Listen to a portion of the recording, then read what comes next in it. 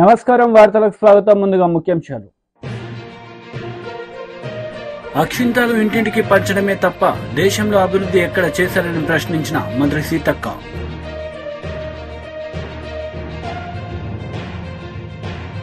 బనగానపల్లి నియోజకవర్గానికి గాను TDP MLA అభ్యర్థిగా బీసీ జనార్దన్ రెడ్డి శనివారం నాడు నామినేషన్ దాఖలు.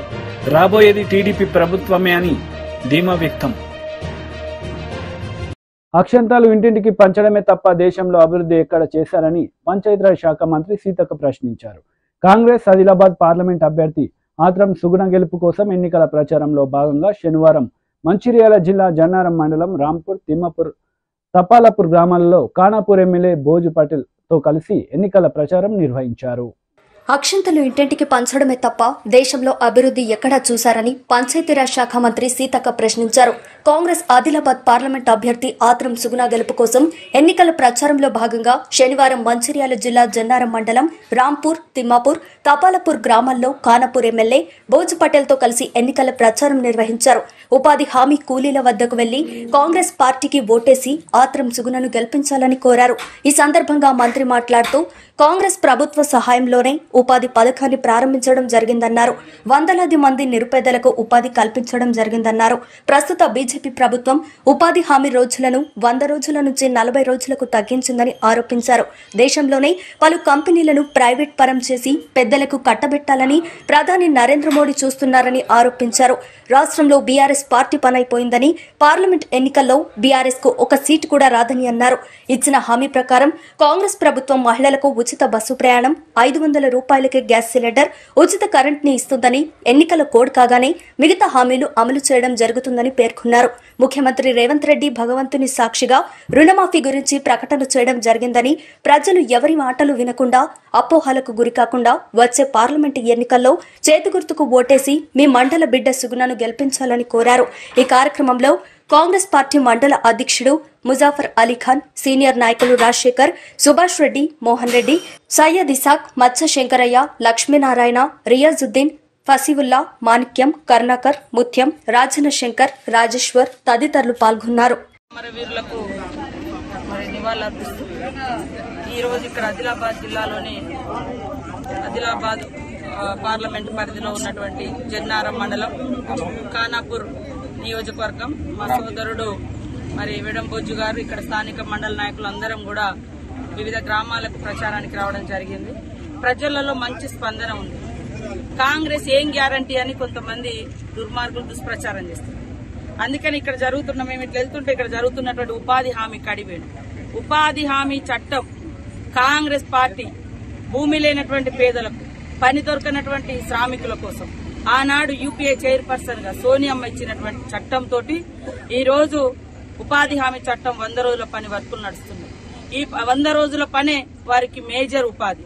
మీకందరికి కూడా తెలుసు, గతంలో కరోనా వస్తే హైదరాబాద్ వివిధ రాష్ట్రాలలో చదువుకోవడానికి పోయినోళ్లు, చదువుకున్నోళ్లు, ఉద్యోగాలు వదిలేసి వచ్చినటువంటి వాళ్ళు గ్రామీణ ప్రాంతాలకు వచ్చినప్పుడు ఏం దొరికిందంటే ఉపాధి. కరోనా టైంలో ఉపాధి హామీ పని. మోడీ గారు ఏమిచ్చిర్రు?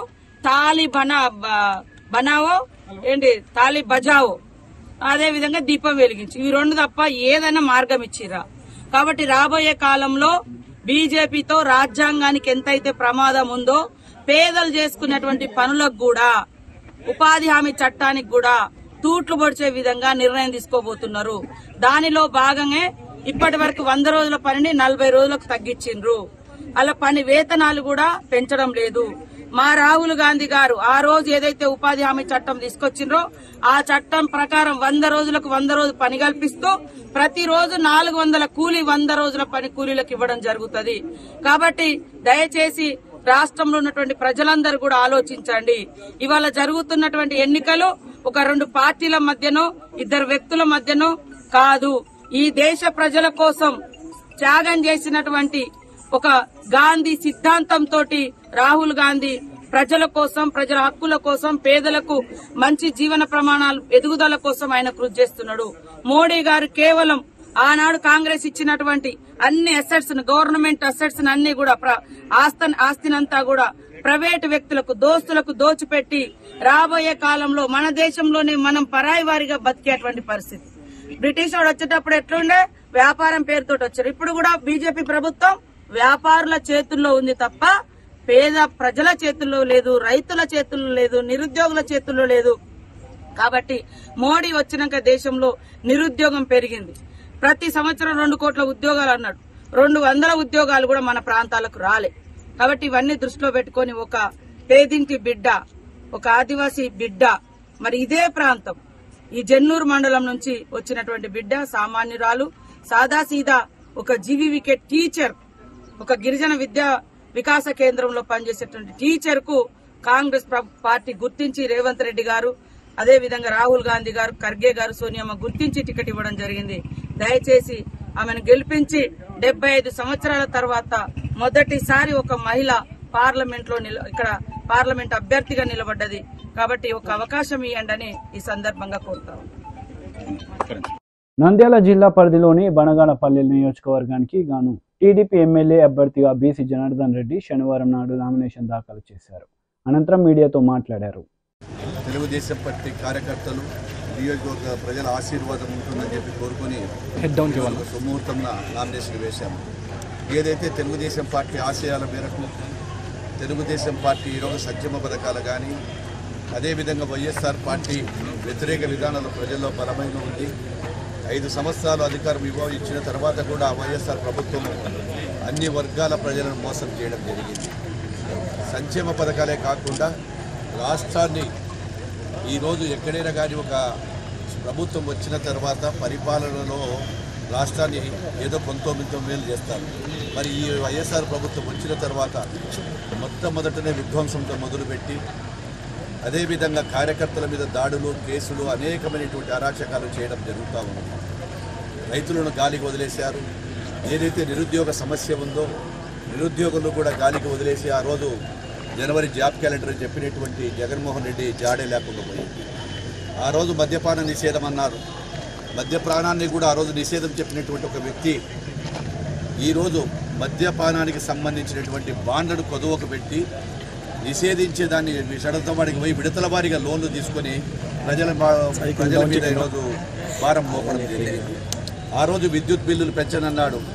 రాష్ట్రంలో ఎక్కడా లేని, ఏ రాష్ట్రంలో లేని విధంగా విద్యుత్ బిల్లులు, ఆర్టీసీ ఛార్జీలు పెంచడం జరిగింది. అదేవిధంగా ప్రతి ఒక్కరిని కూడా నేను మైనార్టీలను ముఖ్యంగా ఆదుకుంటానని చెప్పి ఈరోజు మైనార్టీలను కూడా గాలికి వదిలేయడం జరిగింది.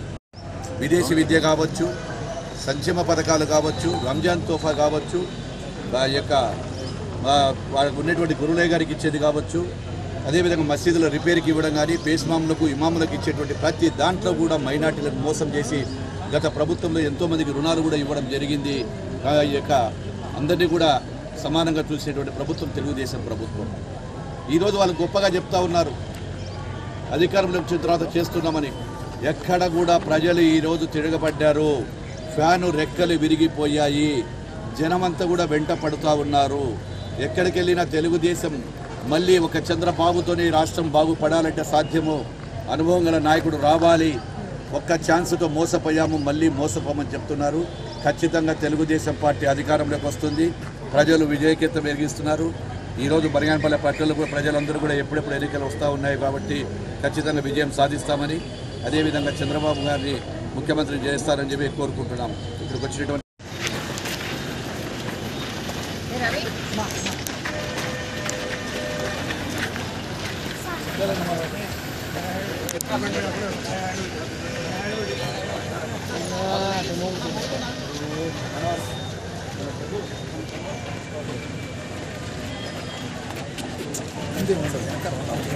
వైఎస్ షర్మిల ప్రెస్ మీట్ నిర్వహించారు. ఈ సందర్భంగా పలు అంశాలపై ఆమె మాట్లాడారు.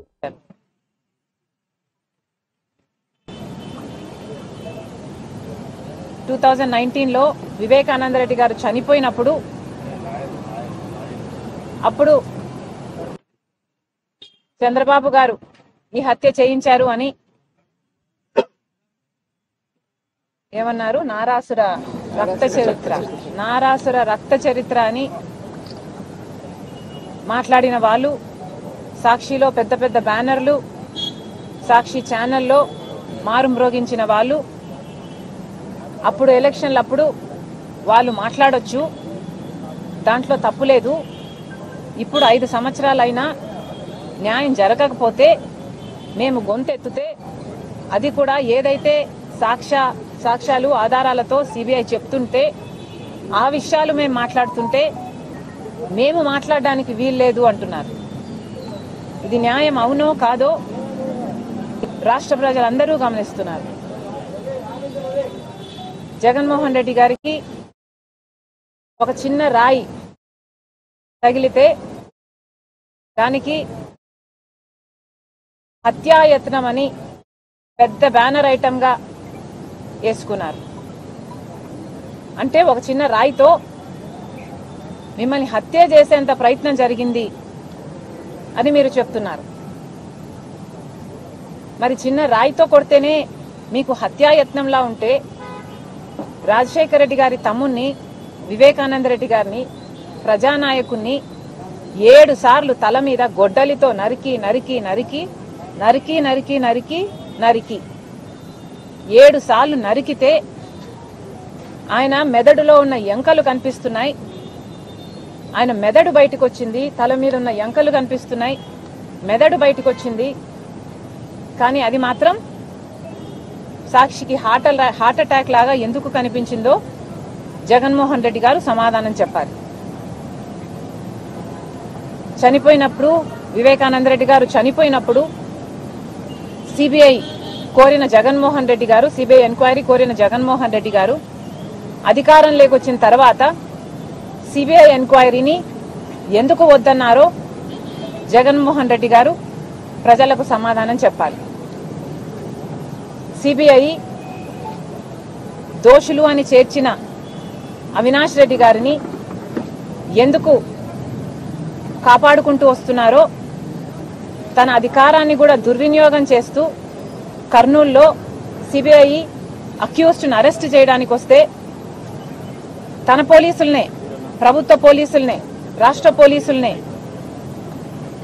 కంచగా వేసి జగన్మోహన్ రెడ్డి గారు అధికార దుర్వినియోగం చేసి ఎందుకు కాపాడారో ఒక అక్యూజ్డ్ని రాష్ట్ర ప్రజలకు జగన్మోహన్ రెడ్డి గారు సమాధానం చెప్పాలి.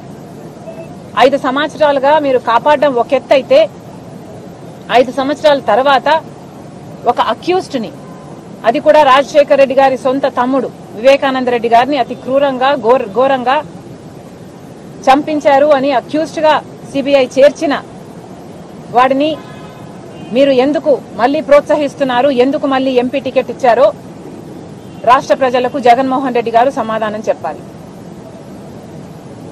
అన్నిటికంటే ముఖ్యంగా జగన్మోహన్ రెడ్డి గారు సమాధానం చెప్పాలి. 5 సంవత్సరాల క్రితం వివేకానంద రెడ్డి గారిని ఘోరంగా నరికి చంపడం జరిగింది. చంపిన వాళ్ళు వీళ్ళు, చంపించిన వాళ్ళు వీళ్ళు అని సిబిఐ ఛార్జ్ షీట్లో స్పష్టంగా వాళ్ళ పేర్లతో సహా చేర్చి చెప్పడం జరిగింది. ఇవన్నీ సరిపోవన్నట్టు వివేకానంద రెడ్డి గారిని ఒకసారి చంపించడం సరిపోదు అన్నట్టు ఎన్నిసార్లు వివేకానంద రెడ్డి వ్యక్తిత్వాన్ని మీరు మళ్ళీ ఇంకెన్నిసార్లు చంపుతారో ప్రజలకు సమాధానం చెప్పాలి.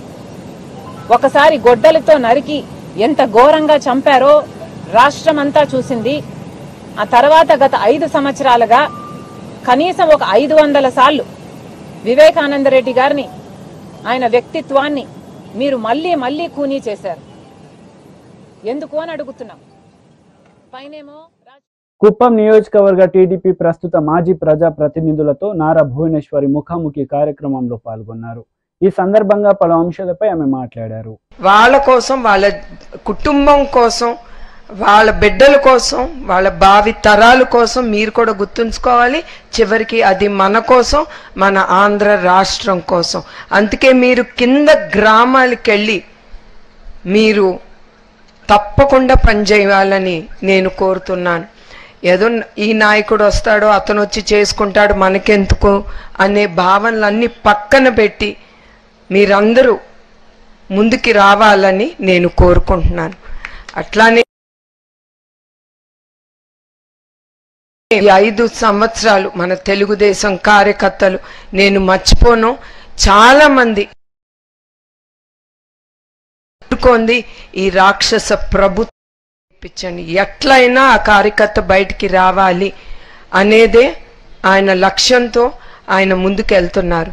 ఎందుకంటే ఆయన కూడా మీతో పాటు కలిసి మెలిసి ఉన్నారు ఎక్కువ సమయం, మా కుటుంబంతో కాదు. అందుకే ఆయనకి ఎక్కువ ప్రేమ తెలుగుదేశం పార్టీ అంటే ఆంధ్ర రాష్ట్రం ప్రజల కంటే. అందుకే మరొక్కసారి మీకు గుర్తు చేస్తున్నాను, మీరందరూ ఈ ఎలక్షన్లో అందరం కలిసి కట్టుగా మనం పోరాడాలి. చంద్రబాబు నాయుడు గారి నాయకత్వాన్ని తీసుకురావాలి. ఆయన గుర్తుంచుకోండి, ఆయన సీఎం కుర్చీలో కూర్చోవాలి, మన కుప్పానికి అభివృద్ధి చెందాలి అనేదే మన జీవిత లక్ష్యంగా పెట్టుకుని మనం 1,00,000 మెజారిటీ ఓటుతో ప్రతి ఒక్కళ్ళు ప్రతి జిల్లాల్లో ప్రతి గ్రామ స్థాయిలో చివరికి బూత్ వరకు కూడా మీరు చాలా జాగ్రత్తగా ఉండాలి.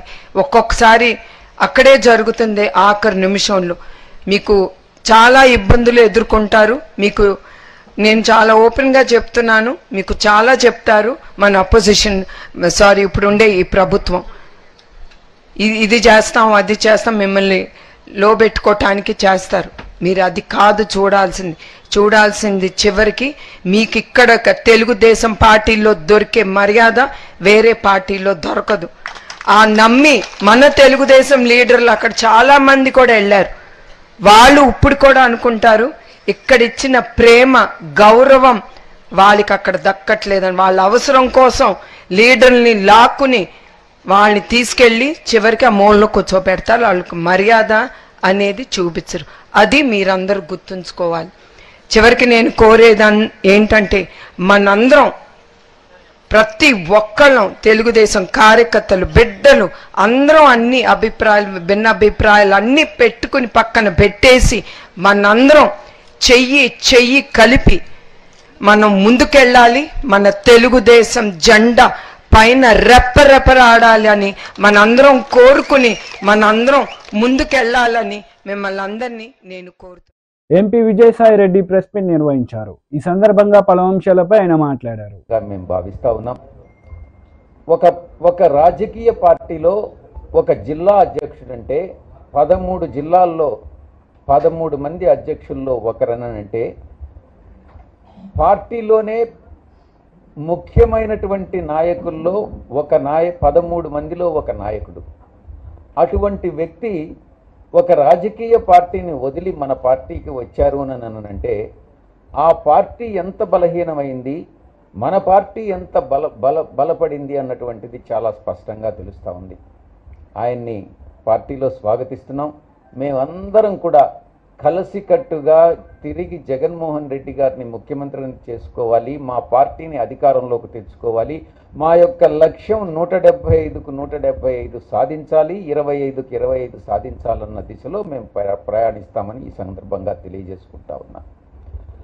మరొక 2 విషయాలు మీరు ఈ దృష్టికి తీసుకురావాలి. అనైతికమైనటువంటి రాజకీయాలు, అవినీతి రాజకీయాలు, ఈ రెండిటి గురించి ఒక్క 2 నిమిషాలు చెప్పి ముగిస్తాం. వేమిరెడ్డి ప్రభాకర్ రెడ్డి గారు 1000 కోట్లు ఖర్చు పెడతారట. పొంగూరు నారాయణ గారు 500 కోట్లు ఖర్చు పెడతారట.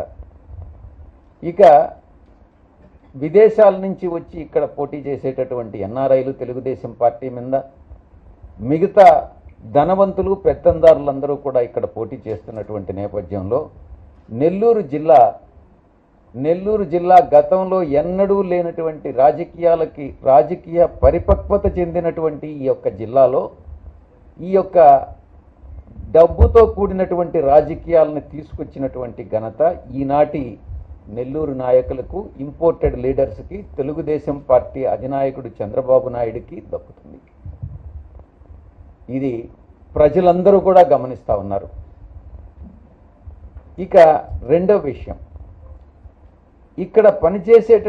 ఇక్కడ ఈరోజు పోటీ చేసేటటువంటి వేమిరెడ్డి ప్రభాకర్ రెడ్డి గారు కానీ, ఆనం రామనారాయణ రెడ్డి గారు కానీ, కోటంరెడ్డి శ్రీధర్ రెడ్డి గారు కానీ, మిగతా చాలామంది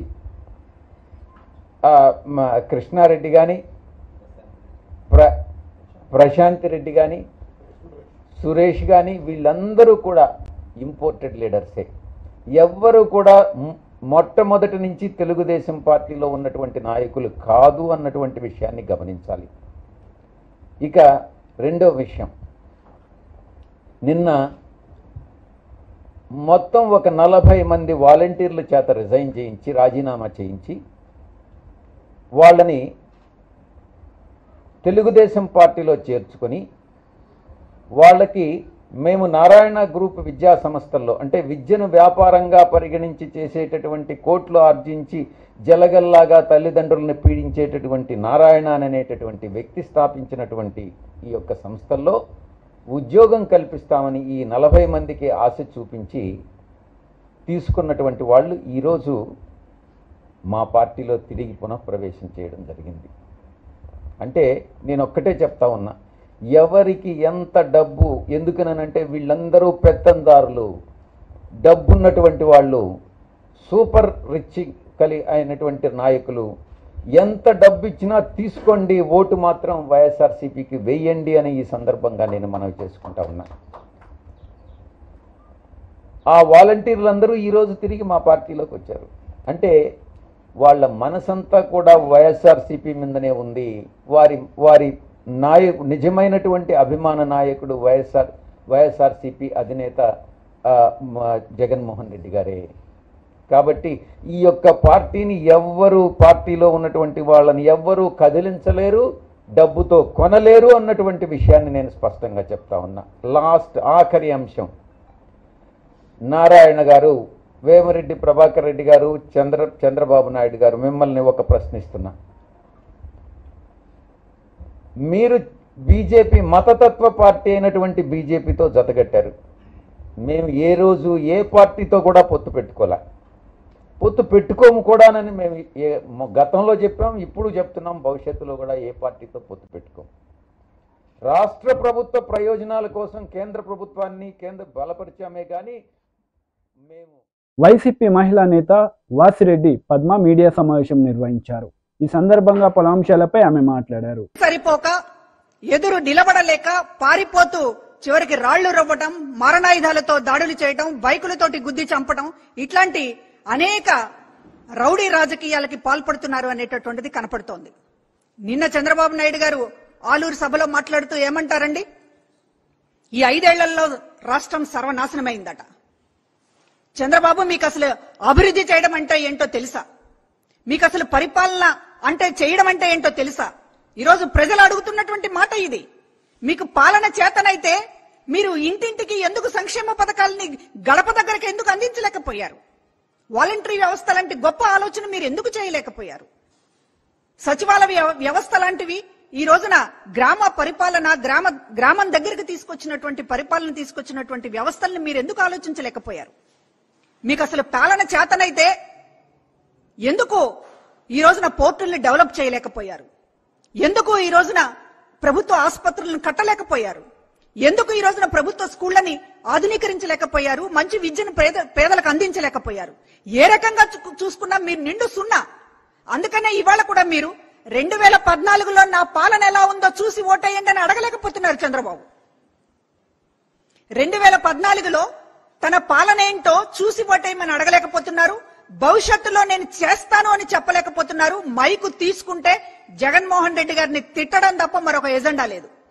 జగన్మోహన్ రెడ్డి గారిని ఆయన పరివారము, ఎల్లో మీడియా ఒక పెద్ద బ్రహ్మాండమైనటువంటి ఒక చిత్రాలతోటి, అభూత కల్పనలతోటి జగన్మోహన్ రెడ్డి గారిని ఒక బూచిగా చూపించేటటువంటి ప్రయత్నం చూస్తే రాష్ట్ర ప్రజలకు నవ్వొస్తోంది.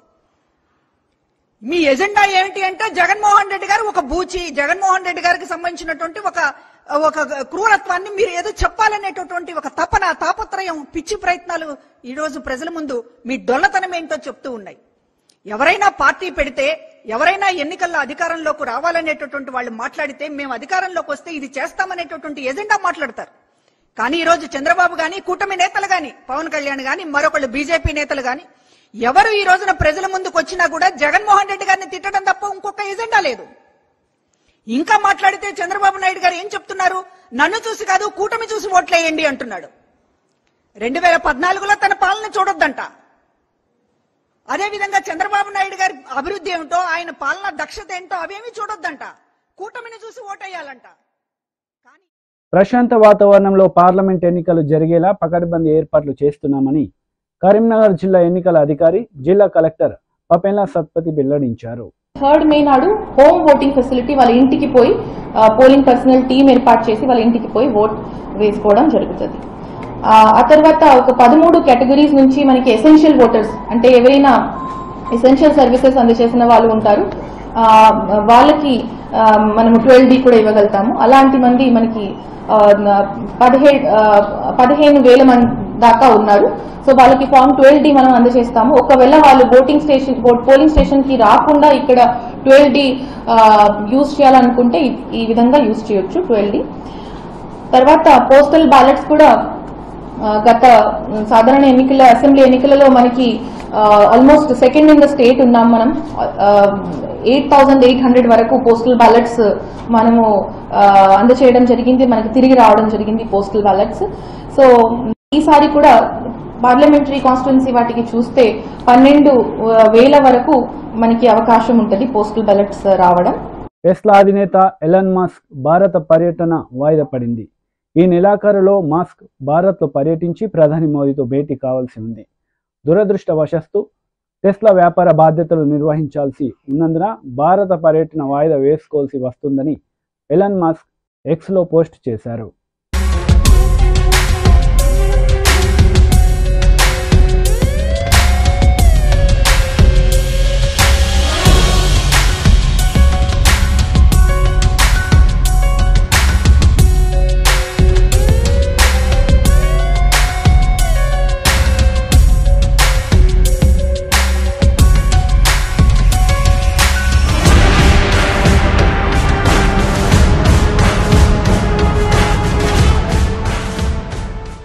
వార్తలు ముగించే ముందు ముఖ్యాంశాలు మరోసారి. అక్షింతలు ఇంటింటికి పంచడమే తప్ప దేశంలో అభివృద్ధి ఎక్కడ చేశారని ప్రశ్నించిన మంత్రి సీతక్క.